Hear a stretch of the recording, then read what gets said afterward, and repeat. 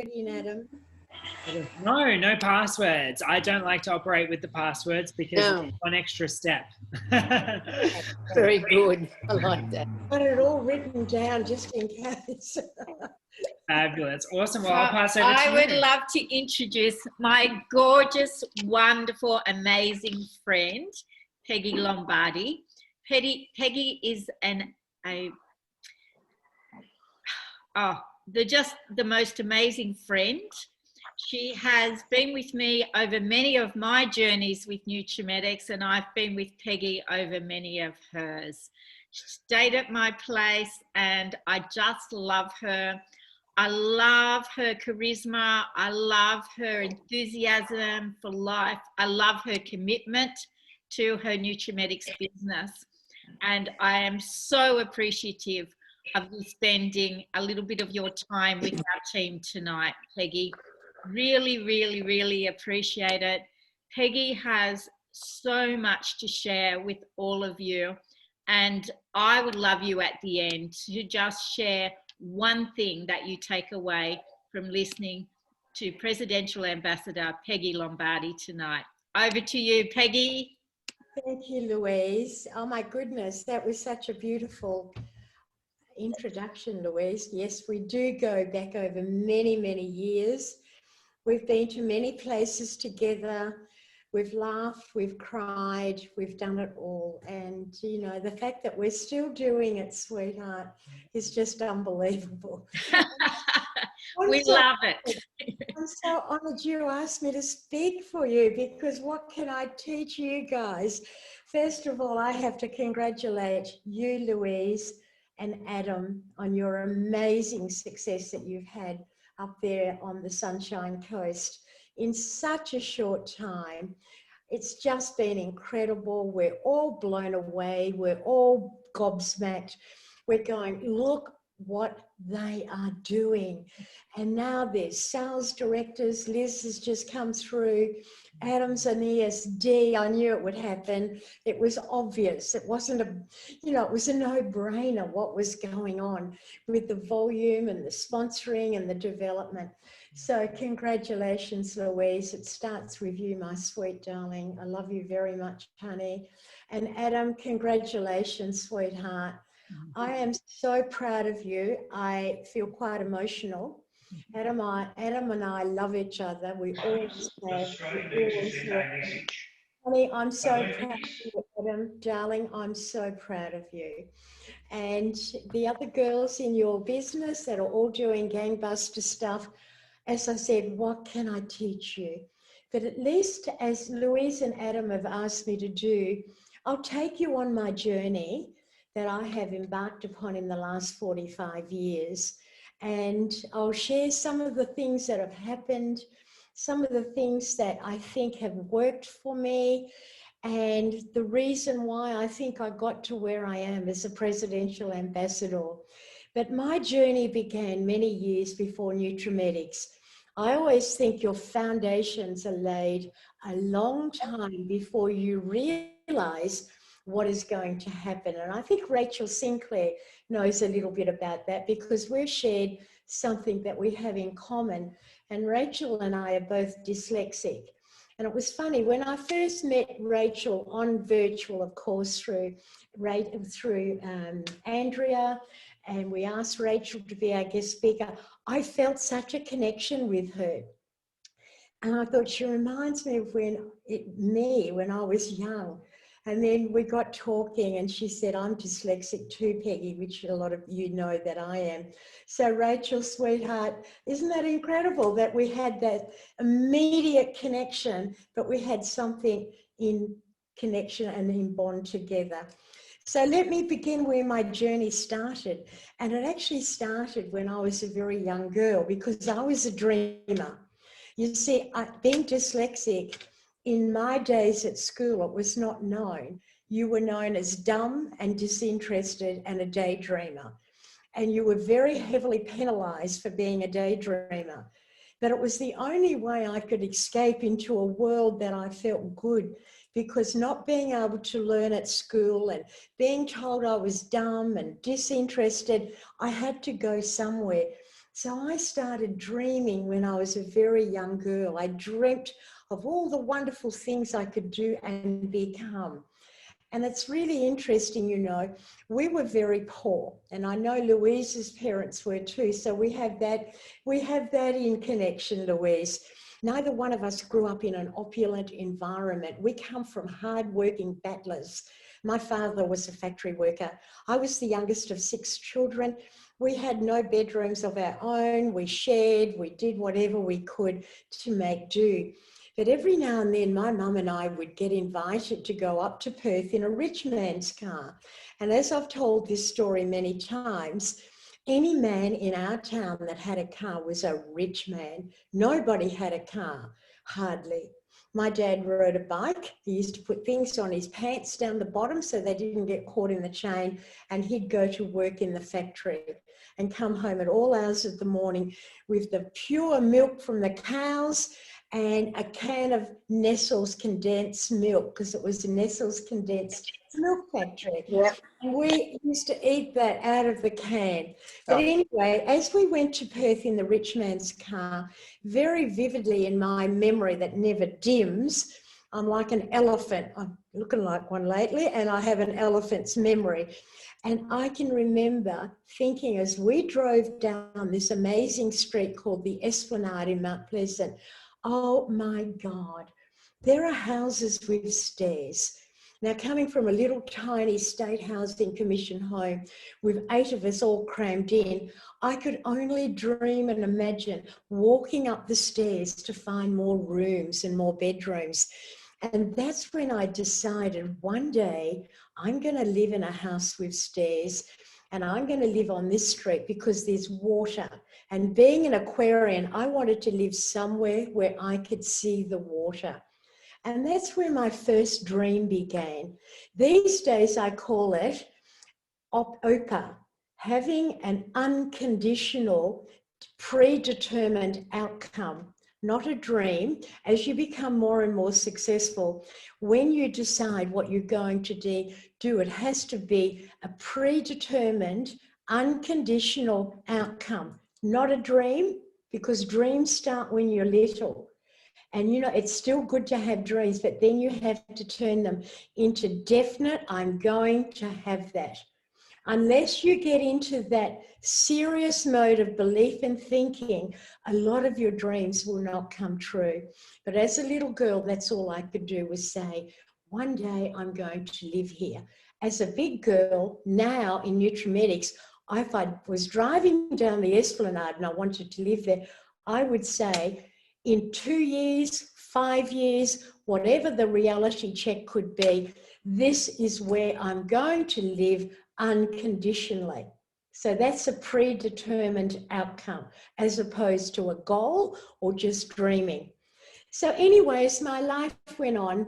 I dreamt of living in that house, so much so that as a little girl, I used to go up into the bush to play with my dolls, with my girlfriend, and I would actually walk up imaginary stairs to get my baby, my doll, to feed my baby. I was living the dream.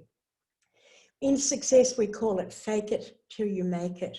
You have to have so much belief and conviction in your goals, in your dreams, and then they have to become unconditional outcomes that in your mind, you can feel it, you can smell it before it becomes a reality.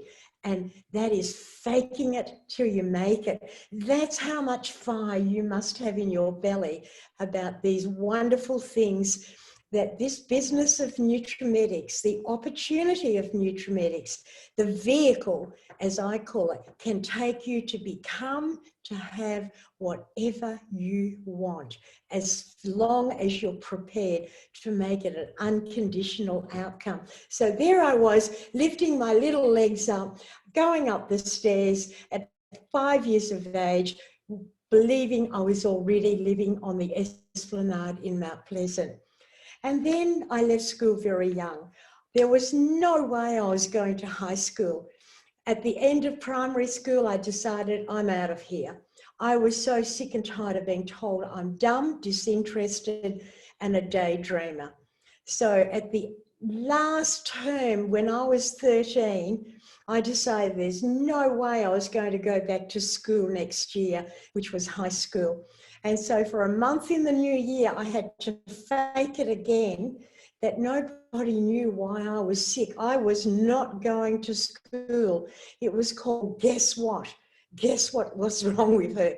And I got myself so sick that I actually became it. So I never had to go to high school till I turned 14. And I got my first job. My first job was a floor polisher in the local cafe. My boss gave me some can of polish, some rags, and I had to be there at 6 a.m. in the morning, and I had to polish the floors. Now, you see, when you look at Louise and I, as a lot of people think, oh yeah, but you guys are lucky. You've always been successful. You just became successful. You know, we come from very humble backgrounds, and that was my first job, a floor polisher. But the greatest thing came out of it. I was so determined to be good at something that I polished those floors like buggery. And my boss turned around in the morning and said, "You're the best floor polisher I have ever had." That was my first taste of recognition. And I have carried that to my heart to this day, that whenever I can find, even if it's a tiny little pinch of something to give my girls in Nutrimetics recognition, or my family, or my friends, or anyone that I'm involved with, I love giving recognition, because I remember how much it meant to me when she said to me, "You're the best floor polisher I've ever had." So remember, always give as much recognition as you possibly can. And I know Louise and Adam do that better than anyone else. The next thing, I got promoted. I got promoted to milkshake maker from the floor polisher. I was so proud of myself. And again, I was so determined to be the best milkshake maker in the whole world. If you're going to do something, do it as best as you possibly can. Don't go in there half-baked. Do you know what it takes? As much time and energy to do something half-baked or three-quarter baked as it does to give it your 100% best effort. Now, we had the picture theatre right opposite the cafe, and I was so determined to be so good at my job. On Wednesday nights, movie nights, I sat at the back of the room in the old forms so I could leave just before the end of half time, race over to the cafe and get my milkshakes ready, because I wanted to be the very best milkshake maker in the world. So what I'm saying is, when you're doing something, do it better than you could ever imagine you have the capacity to do, because most of us have no idea of how we can stretch ourselves and do better at whatever we're doing. And of course, that is in Nutrimetics as well. So after that, I got really classy and I got a job in the local pharmacy. My boss was insane. He was an old alcoholic, Mr. Rutter, and he used to scream and yell and carry on out in the dispensary. But I found a haven of love. Guess what it was? I found can you bring me back, Adam? I found the cosmetic counter. Have you still got me? Yeah, we've still got you. Okay, great. I don't know what I touched, but something went, I found the cosmetic counter. And you know what the cosmetics were? Yardley. And I fell in love with cosmetics. My dreams began again. I thought one day, it was always one day, I'm going to be a really big time cosmetic lady. I'm going to have my own cosmetic business. Now, how I was going to get that, I didn't know. Remember, I left school at 13. I lived in a little tiny town of 10,000 people, if that, but I was going to have a cosmetic business. Again, I was setting my progress into planning. But then I got married and had children. So my cosmetic business sort of faded a little. And then after I had children, a few years later, my husband was transferred to the Middle East. and we couldn't take my children. We tried very much, but at that time, I'm going back 48 years ago. Can you imagine Dubai and Sharjah 48 years ago?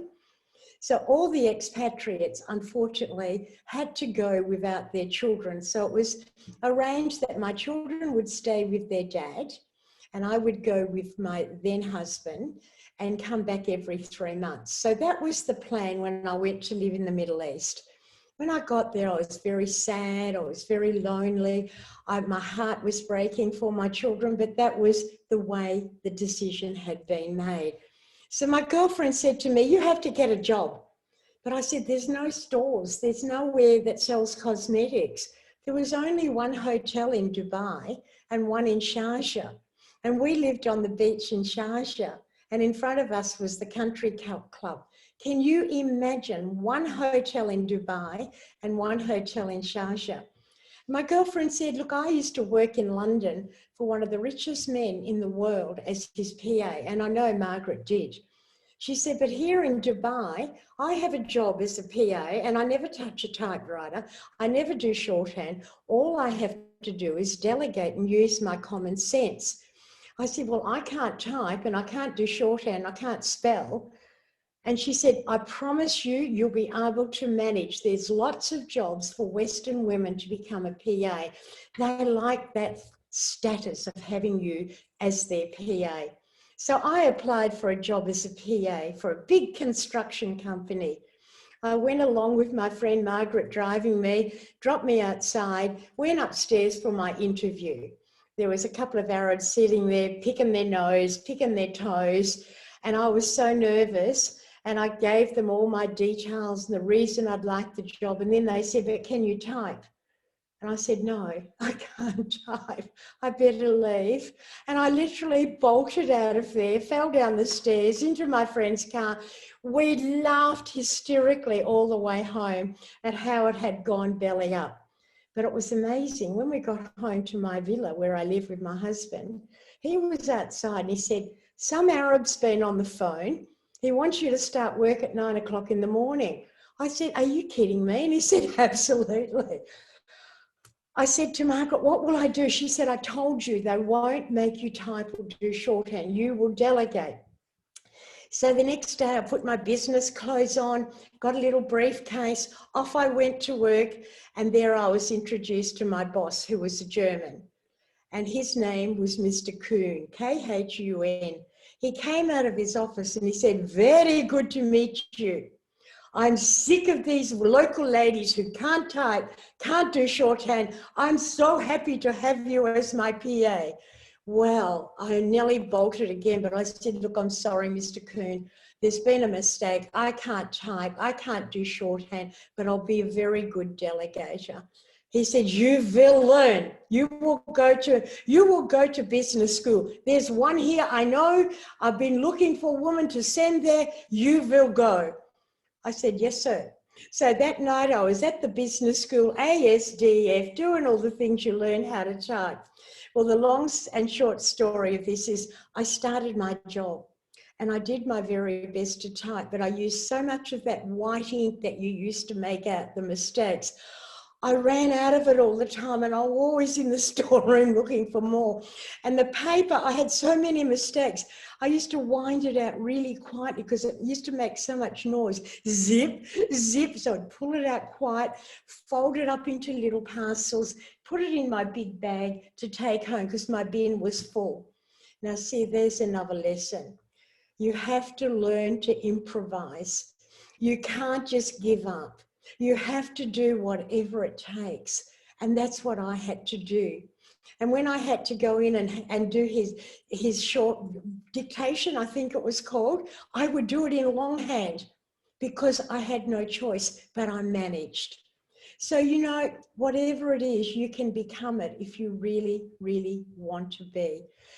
The other story I quickly have in the Middle East, I ended up working for the National Bank of Chicago. That's when I didn't have to type.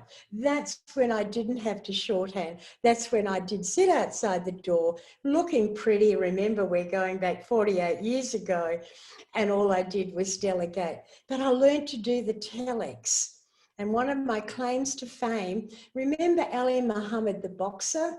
Well, he started up a big mosque in Chicago. And I transferred $1 million from the Sheikh of Sharjah to that fund with my fingers in those days on that telex machine. So that was some very interesting experiences in my journey of learning to do whatever it took in my new life, my professional life. But then it was time to come home to Australia. And we was transferred back to Adelaide, not to Perth. So we came back to Perth for me to pick up my kids, stayed at my brother's house for the weekend, and guess what I found? I had a shower the very first day, and on the bathroom cupboard, I found the most beautiful apricot body lotion, apricot body dew. I helped myself to it, being family. I went out to my sister-in-law and I said, this is absolutely beautiful. Where did you buy it from? And she said, I bought it yesterday. A lady sold me a whole lot of stuff. Come and have a look at it all. Well, this big ugly orange box came out on her kitchen table, and out of it came Skin Clean, Skin Fresh, Nutrimoist, Honey and Almond Scrub, a little case of Barbie doll lipstick testers, and a bottle of apricot body dew. And I said, where did you buy it from? She said, a lady sold it to me. It only cost me $50. Well, my brother came in and he said, can you guys get that off the table? I'm sick of hearing about it. I said, but I want to buy it. I want to buy it from the same lady, but I've got no cash. I haven't been to an Australian bank yet. So he said to me, I'll lend you $50 to give her $50 to get this crap off my table. Do you know, I never paid him back. He was my brother. I bought my multi-million-dollar business to be for nothing. So that was how it began. Anyway, I went to live in Adelaide. My sister said that box thing would arrive, which it did a few weeks later. The orange ugly box arrived. Out came the Skin Clean, Skin Fresh, Nutrimoist, Honey and Almond Scrub, Barbie doll lipstick, apricot body dew. But there was lots of paperwork in the bottom of the box. There was a thing called the Pied Piper, ordering books, manuals. I read the Pied Piper, and there was all these funny ladies getting a trip to America. They were going to Disneyland, and one lady was getting the home award, the keys to her home. And there was another 2 or 3 ladies getting a car, and I thought, how come you get this stuff when you buy this product? So I thought, I've got to ring up and find out which shop they sell it out of, so maybe I can get a car and I can get a trip to Disneyland. So I rang that number. Oh no, I rang my sister-in-law first and I said, how do you get that car and the trips and that? She said, I don't know. I just chucked all that stuff away. So I rang Sydney, the number on the Pied Piper. It's now called the Nutriliving. And I said, I've just bought an orange box full of Nutrimetics. I couldn't say the name. And I really like it and I'd like to sell it. Which shop in Adelaide can I apply for a job? I'm very good at cosmetics. I used to sell Yardley when I was in Waroona, where I came from. And the lady laughed and she said, no, we don't sell it out of shops. You have to go and make friends out of strangers. And I said, what does that mean? She said, well, you've got yourself in a business now, but to get customers, you have to go and meet them and make friends out of strangers.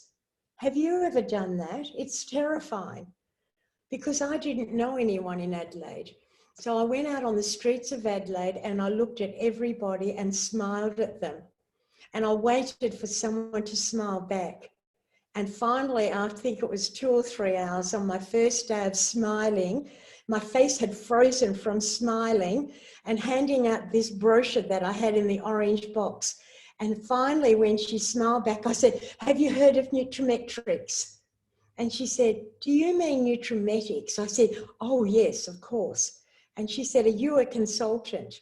And I said, yes. And she said, oh, thank God for that. I've been looking for one and I need some Skin Clean.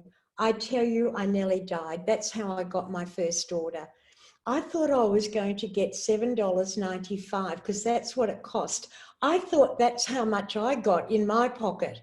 I didn't know the difference between wholesale and retail. But you know what? I didn't care.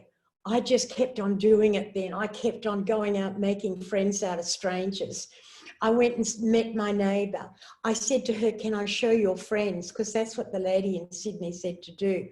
And she said, yes, bring it over or put it on the table. And that was my first party. We used to call them showings. I just put it on the table and everyone smelt, tried. You know, the old saying we used to say, show and tell, and the product will sell. Well, I think I sold about $300 or $400, and that was going back 45 years ago. Cut a long story short, my sister-in-law never put in an order. She fell out of the business, and I really wanted to learn more. So I rang up Sydney and I said, look, I want to learn from someone who's very good. So she put me in touch with another lady in Adelaide, and I decided to join again. I was prepared to sacrifice 6 months of wait time to join under a lady called Marie Harvey, because I wanted to belong to someone who had the knowledge. So that's how I became involved with Marie. My sister-in-law didn't care. She never ever put an order in. So I began my career, and that's what happened in Adelaide. Now, the next thing I did, I kept up on, I never forgot what that lady said about go and make friends out of strangers. So I went to the shops and I'd smile at every girl that was there. I'd wait till they'd finished serving and then I'd say, oh my God, you're so good at what you're doing. I think you would be very good at what I do. And guess what they said to me? And what do you do? And I would say, I'm a Nutrimetics consultant and I give beautiful complimentary facials. Well, this day, this young girl was Angie. She was 16 years of age. She was Greek. She was very vivacious. And she said, really, you'll give me a facial? I said, yes. She said, when? I said, tonight? And she said, of course. But my sister will be there too. Can she have one too? I said, yes. So I went to her mum's home where she lived, and her sister's name was Mia. Now, Mia and Angie had a facial, and I did what the lady in Sydney said. Don't take sales, turn them into parties. Is that what you do? Or are you prepared to sacrifice sales to have 4 or 6 sales instead of just one? I learnt that very early. So the next Saturday, I had the party for Angie and Mia at their mum's house. I had an apricot dress on. I had an apricot cloth. I had all my apricot bottles, apricot body dew, apricot skin clean, Nutrimetics, you know it. Apricot flowers on a little card table in their mum's lounge room. And there was a passageway from the front door right down to the back kitchen. Well, I got there early, I set up, and I think 20, 30 Greek ladies came an hour late. But they didn't come in the lounge room. They all went back into the kitchen and started having afternoon tea. And I just stood there patiently, you know, never give up. Just remember, the customer holds the gold. I knew those ladies could be my customer. I was not going to pack up and crack the shits and leave. I was going to wait to see if anyone came back. And yes, they did. Quite a few came back, and I had the best presentation you could ever imagine. And then this lady came to the door.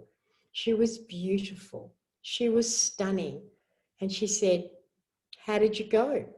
I said, very well, thank you. She said, did you make much money? And I said, yes, I did, blah, blah, blah. I told her what my commission would be. And she said, that's amazing. I work very hard for my money, and we certainly don't earn that in a couple of hours. She said, my name's Diana. Can I have a chat with you? Diana was the big sister of Angela and Mia. So we went back out into the kitchen, and 10 o'clock that night, I had sponsored Diana. And then I made a promise. I said to Diana, I'll do whatever it takes. I'm very new at this, but I'll do whatever I can to help you because I know you would be very good at this. So the following Friday night, we did a party, a show, Saturday afternoon and Sunday afternoon. And guess what? Deanna became an became an ESM, which I had just become in her first month in the business. So when you have someone in your business that you can feel and you can tell has got that extra, let's say we call them pizzazz, you do whatever it takes. You give them your best shot. And that's what happened. So for the next 8 years, I worked in Adelaide. I became a sales director. I went on to become an executive sales director. Deanna and I did lots of promotions. We trained in a little motel. We couldn't fit anyone in. I would speak in English. Deanna would speak in Greek. There'd be people down in the passageway. We did events. We did expos. We went out door knocking together. We were determined to make this an incredible success story. And as you know, it became that. Deanna became a presidential director. Downline, she elevated another girl to presidential director, Mary Costalis. And it was time for me as a new presidential director to go home to my home in Perth with my 2 kids and start all over again. So guess what I had to do? When I got to Perth, I didn't know anyone. I was born in Waroona, which is an hour from Perth. I hadn't lived in WA for many years. I had to go out and make friends out of strangers again because I didn't know anybody. And I was a presidential director and just had earned my home award. But I knew if I wanted to build a business in WA, I had to make friends out of strangers. Well, to cut a long story short, I did. I went out and I met people. One of the first people I met was a lady in a gym called Jenny Shepherd. I parked my beautiful Citroen car, it was at the time, with low, sleeky car, and I parked it right outside of her gym. I bought all the gear from her that she had on display, gym gear. I made sure that whatever I needed, I could have. And she said to me, my God, I've never had anyone come in, park a car like yours outside the door, spend hundreds of dollars on gym gear. Who are you? What do you do? Well, guess what I said to her? And I said to her, can I talk to you then? Because Jenny admitted she was not making any money out of the gym. There was no money in it. So she came to my home and I sponsored her. But then I had to go to Sydney to a seminar. Now, I went to Sydney and Louise and Michael were there and they brought a little baby with them. He was just born, Ricky. Adam wasn't even born then. Ricky came to the sales director seminar that I went to just after I had sponsored Jenny. And we were in a hotel and Louise was breastfeeding Ricky because he was new, he was born. Back in Perth, Jenny rang me and she said, what shall I do before you come back? I said, find someone that walks fast, talks fast. That's one thing I need you to do. So she rang me and she said, I've got it. I can't shut her up. I said, what's her name? She said, Deanna. I said, no, Deanna? Deanna who? I thought Deanna Purser had gone to Perth on holidays and Jenny was thinking of re-sponsoring her. Guess what? It was another Deanna. Her name was Deanna Mulcahy. So when I went back to Perth, I sat down with Jenny, we sponsored Deanna. She talked so much, she couldn't shut her up. She went out without a kit, but she came back to training on the Wednesday night. I think she had 20 women with her because she had owned the Johnny Young Talent School. Guess what turned her on? I just happened to have what we called in those days my printout of my business for the month, and it used to be this roll of names and figures of everyone that placed an order, and I shot it right down the floor where we were. I said, that's what my business did last month, and have a look at the bottom figure. She nearly died. She said, how do I get there? I said, bring a lot of ladies to training. Well, she did, and one of them was called Karen Nikoski. Now, Karen was one of the mothers of one of the young stars in the Johnny Young Talent School. Her daughter was called Georgette Nikoski. So here I was in Perth. I'd only gone home and I met Jenny White, who introduced me to Diana Mulcahy, who introduced me to Karen Nikoski, who introduced me to Georgette Nikoski. Within 2 years, that happened. Now, you can see, oops, today, Adam, help me. You can see Peggy was a presidential director with a New Home Award. There was Diana Mulcahy. She was the first one to elevate out of my business in Perth. Diana sponsored Karen Nikoski, who became a presidential director, and then she elevated her daughter, Georgie, who became an executive sales director. And then 2 or 3 years later, Jenny said, well, bugger this. I introduced you to Diana. I'm going to become an executive sales director as well. We had 6 PDs and ESDs in our downline. Can you see that? And that year, when they all had elevated, we had a $17 million total business with Diana Purser in Adelaide and Mary Costalis, Diana Mulcahy in Perth, Karen Nikoski, Georgette Nikoski, Jenny White, all ESDs, PDs, and myself with my own PD. Here I was trying to keep up with all this elevation. Now, one of the things I know that I have noticed over the years, some people are frightened of elevating others because they're frightened that they will have to replace those people. How do you think I felt in Adelaide when I elevated Diana to ESM and SD and then ESD, and I'm having to do the same thing alongside her? Then I come to Perth, Diana Mulcahy, PD, Karen Nikoski, PD, Georgette Nikoski, ESD, Jenny White, Ben Shepherd, ESD. We had to keep working. We had to make sure that when we elevated, along the way, we were doing what they were doing. So if you have a team downline from you that is elevating and sponsoring, you have to do the same thing, so that when those people elevate from your business, you still have the same quality of business. Do you know the other thing that happened when I was in Adelaide? I forgot to tell you this, and I want to tell you this. When I first got my first major order of $1,000, I had to go to a bank manager, because in those days we didn't have credit cards or direct debit, where you could get, as you know, place your orders from group leader and above on a direct debit, and then you collect your order, you deliver your order and put the money back in the bank. We didn't have any of that. So I had to go to the bank, and I said to the bank manager, I need a check. He said, that's no problem. How much would you like your check account to have in it? I said, oh, my first big order for my business is $1,000. He said, that's okay. If you deposit the $1,000, I'll give you the bank check. I said, but that's a problem. I don't have the $1,000.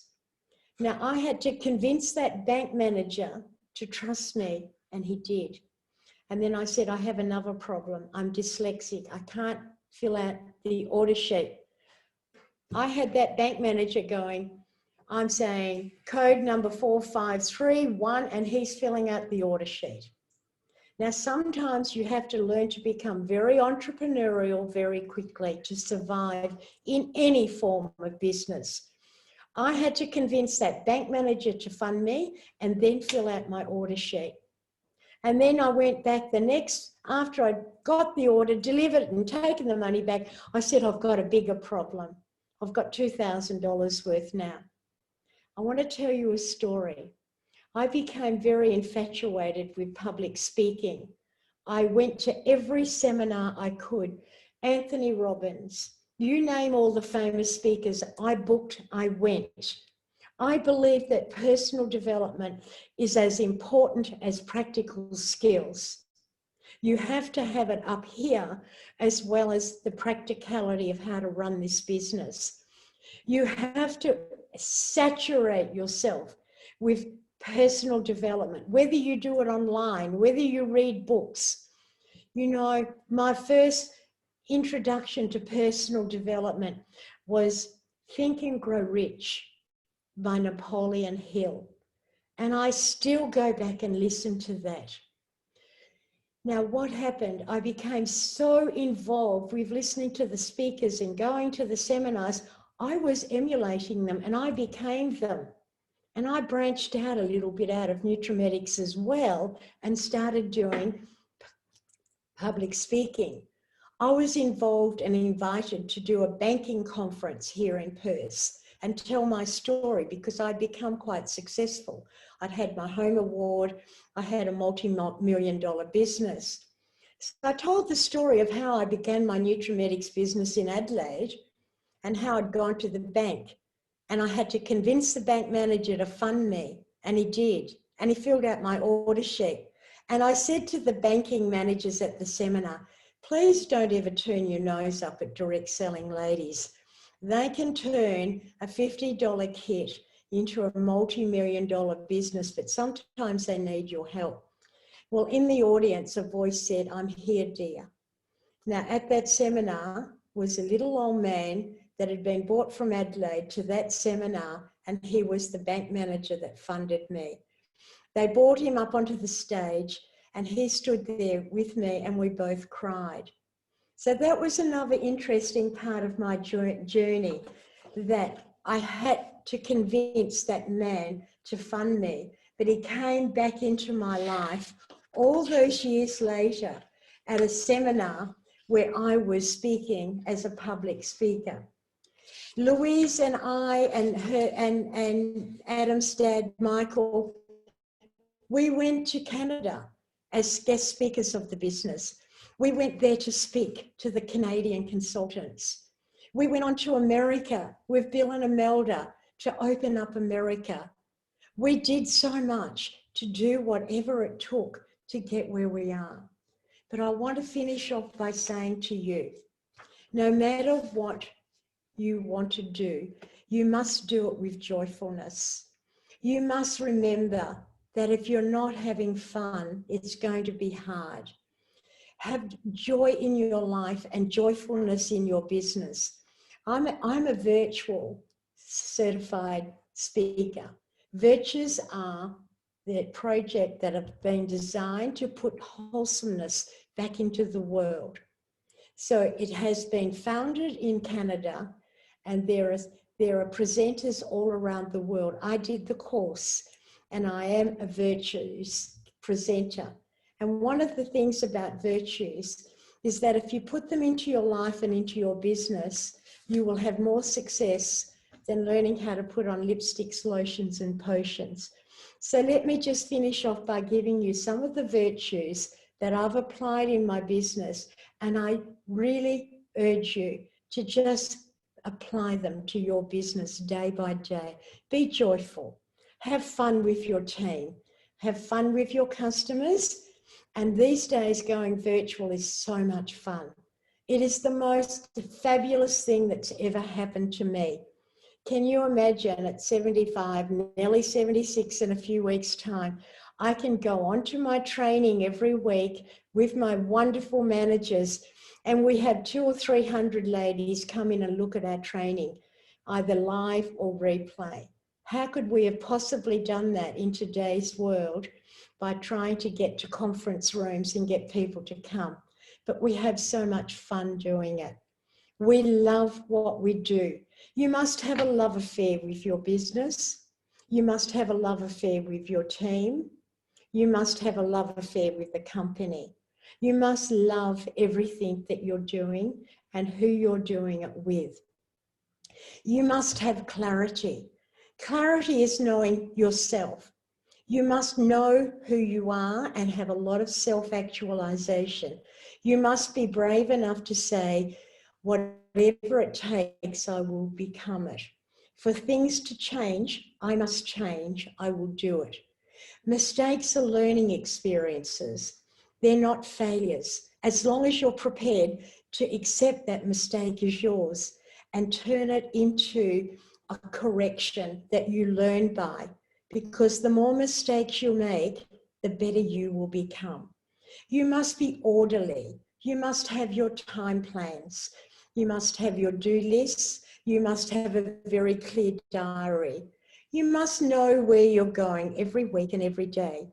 You must have that orderliness in your life and your business so that you don't become scrambled and you don't become very, very upset. Orderliness brings a very calm and peaceful way of becoming successful. Accountability. Put your hand up when you've made a mistake.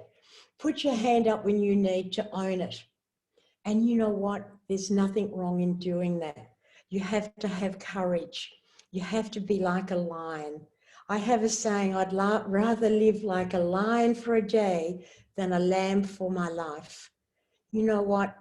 We may not look like lionesses, but Louise and I have that lion inside of us that says we have the courage and we have the conviction that we can do and take whatever is thrown at us.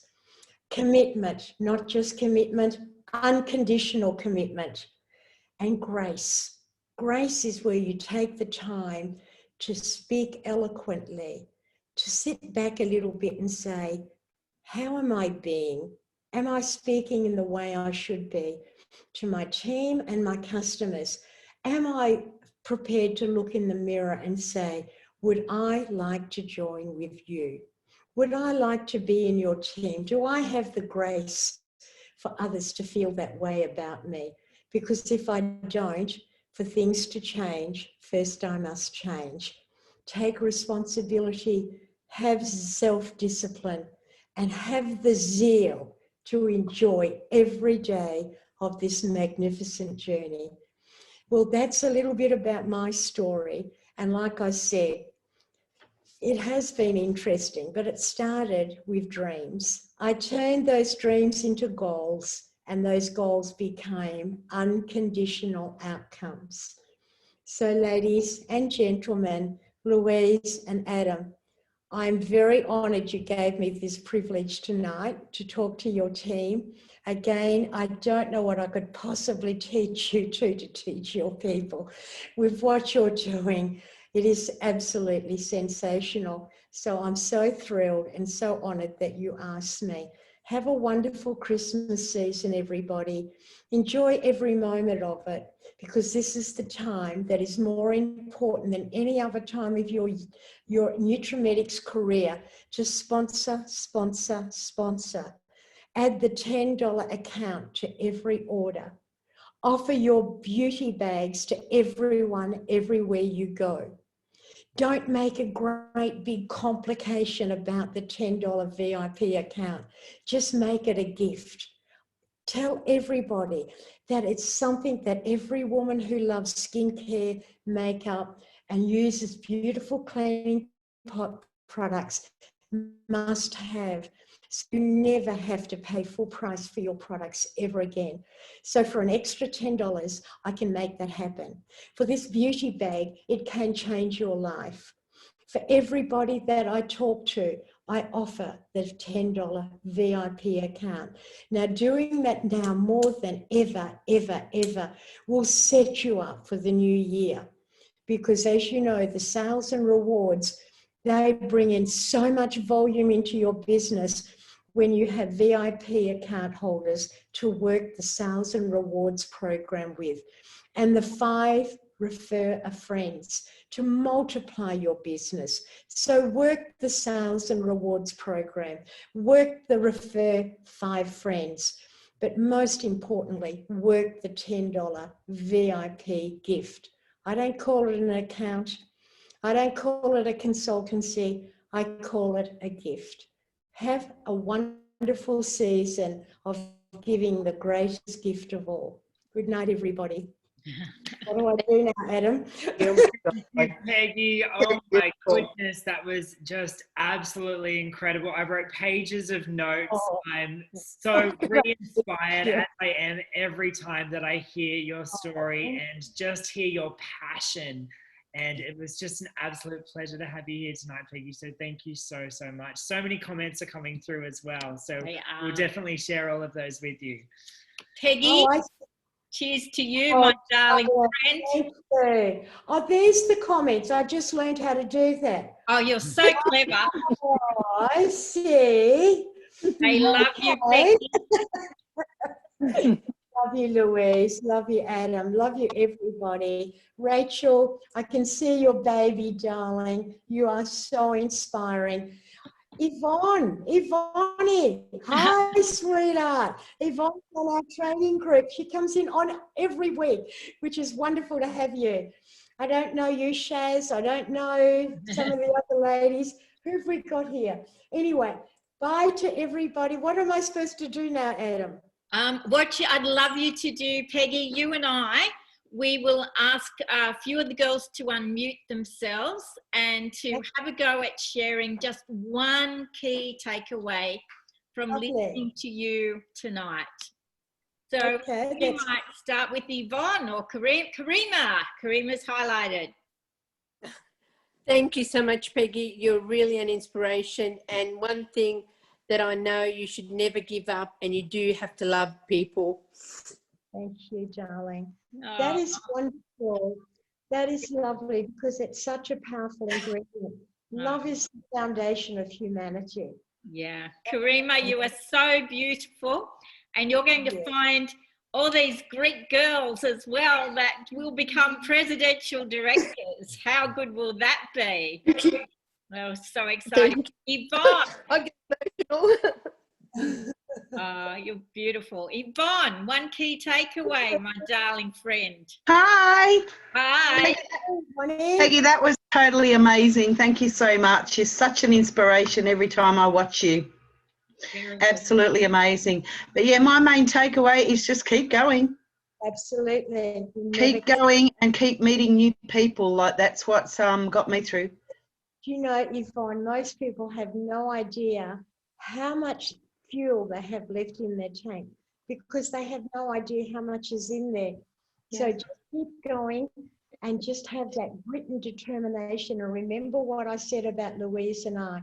Yep. We would rather be a lioness for a day than lambs for our life. Let's all become lionesses. Don't you love it, Rachel? Yeah.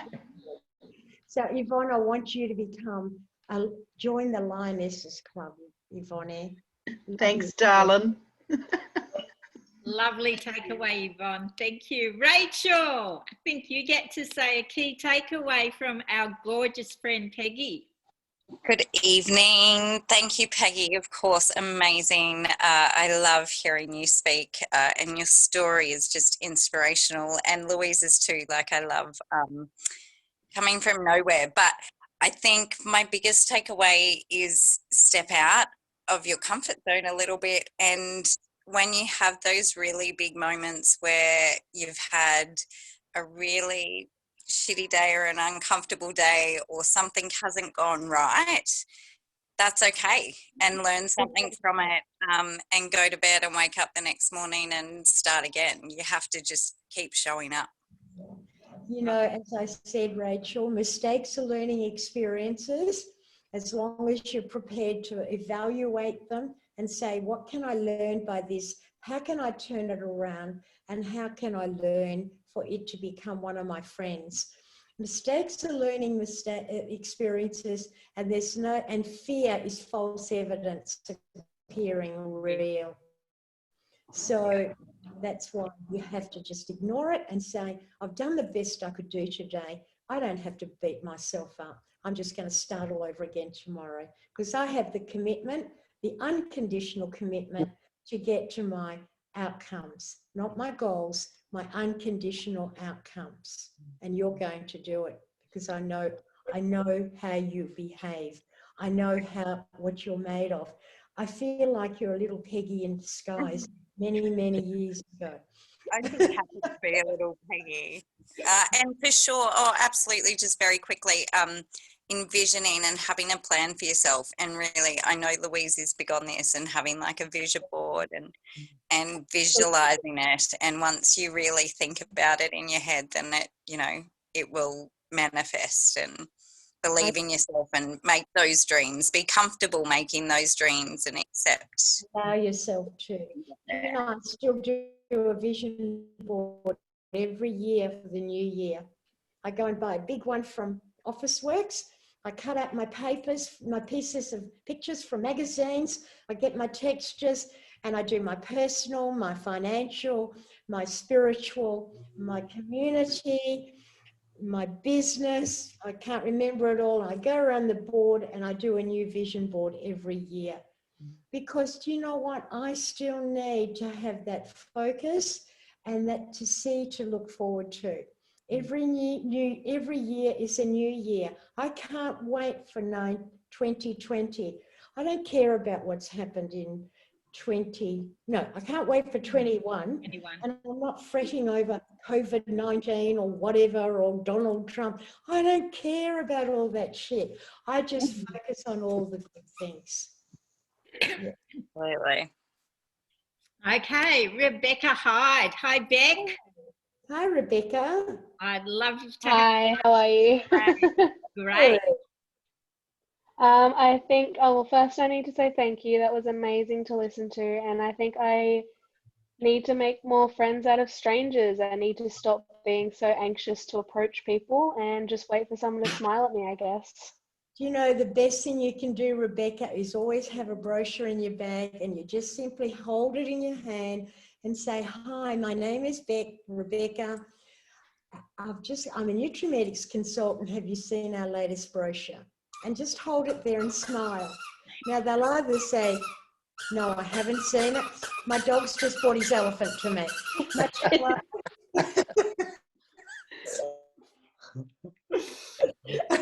Hilarious. Can I say hello to everybody? This chair next to me is Marcello's chair. And you know what? Hold it there, Rebecca, till you get a response. They might say, bugger off. Thank you very much. If you get 10 bugger offs and one, the 11th one is, oh my God, I've been looking for a Nutrimetics consultant. That could be your next virtual party or face-to-face party. So just practice. Hi, my name is Rebecca. Have you seen our latest brochure? And the other one I said was, look at people and find the right moment and say, you know, I've been watching you. You're so good at what you do, the girl in the coffee shop. You're so vivacious and you talk to everyone in such a lovely way. I've been sitting here having my coffee, just watching you. You know, I hope you enjoy what you're doing because it looks obvious that you do. But more than that, I hope other people respect you and you get paid very well because my company would love to have someone like you. You would be so good at what I do. Now they're going to say something, aren't they? Yeah. You can say, look, I don't want to take your boss's time. There's my card. Pop your phone number down there and I'll ring you when you're not in your boss's working hours. I've done that to dozens of girls and I've sponsored dozens over the years. Just simply say, I've been watching you. You're very good at what you do. You can do it at a party, socializing. Hey, I've been watching you. You are just working this room, lady. You obviously love people. Coffee shops, boutiques, bus stops, anywhere. I've been watching you. You're such a beautiful lady. You had presence, like you just walked onto this bus stop and it was like a breath of fresh air just evolved around you. My name is Peggy. My company would love to have someone like you in our company. That's what you call social marketing. And you have to do it. Behind every face, therein lies your fortune. Yeah. Everyone could be your next consultant. And you have to have that smile on your dial. The most important thing you can ever wear is your smile. Diana Mulcahy used to go around to consultants and lift their corner of their mouths up and make them smile. And she'd say, now that's better. Now you might have some success. Because why are you looking like, you've just lost your grandmother? You're never going to succeed. Get the corners of your mouth up. That's what Diana Mulcahy used to say. Talking about never giving up. Her first party, she had no idea what she was doing. She got bogged on the way. It was raining, it was dark, it was late. So she got out to get help. And she tried to get over the fence to get some help. This house had a light on. She fell over the fence and she got all muddy. So she was bogged and now she was muddy. She was knocking on the door of this house trying to get some help. It was before mobile phone days and no one would answer the door. She went round the back, looked through the window of the house, and guess what? It was a display home. There were the documents on the table. Finally, she got help. She waved someone down. She still got to her party. She got help. Her husband, Brian, came and took her to the party. She was muddy. She was dirty. And she fell in a heap on the floor laughing when she got there. Her first party. And she said to the hostess, let me give you a quick little facial. She put the honey and almond scrub on and forgot to take it off. Then she put the moisturizer on top of that, then the foundation. She went on to become an ESD within 12 months. She could have quit there and then. Will you stop that noise? So, you know, never give up. Never, ever give up. Well, Peggy, I know that some of these people who take away your words of wisdom and who have that fire and unconditional commitment to their dreams will be on our conference next year with us. Hopefully 2 conferences. One that is our Executive Sales Manager Conference and one that is our Hayman Island trip. And Peggy, can't wait to see you. Thank you. Who wants to come? Everyone. Who does want to come? Who wants to be there with us? Everybody. Offer the gift of unbelievable gift. You know what I'm talking about. Not the $10 account, the gift of being able to purchase direct and never have to pay full price again. And then the sales and rewards and refer 5 friends. Offer the gift to everybody. Add it on to every order. You know, for another $10, I can make sure you never have to pay full price again. The biggest thing you can do to yourself between now and Christmas. I love it. Love it, Peggy. Thank you to everyone. Thank you so much for joining us, particularly our Victorian and our New South Wales girls. This was a late Zoom call / Facebook Live video, but I just so appreciate you being on here tonight. So love all of you. Have a great week and immerse yourself in personal development. Thanks, guys. Thank you so much. Bye. Do I do anything? Bye. Do I do anything? You're all Fabulous. good. Okay, I sit here. Wave. Yeah, thank you so much, Peggy. Thank you, everyone.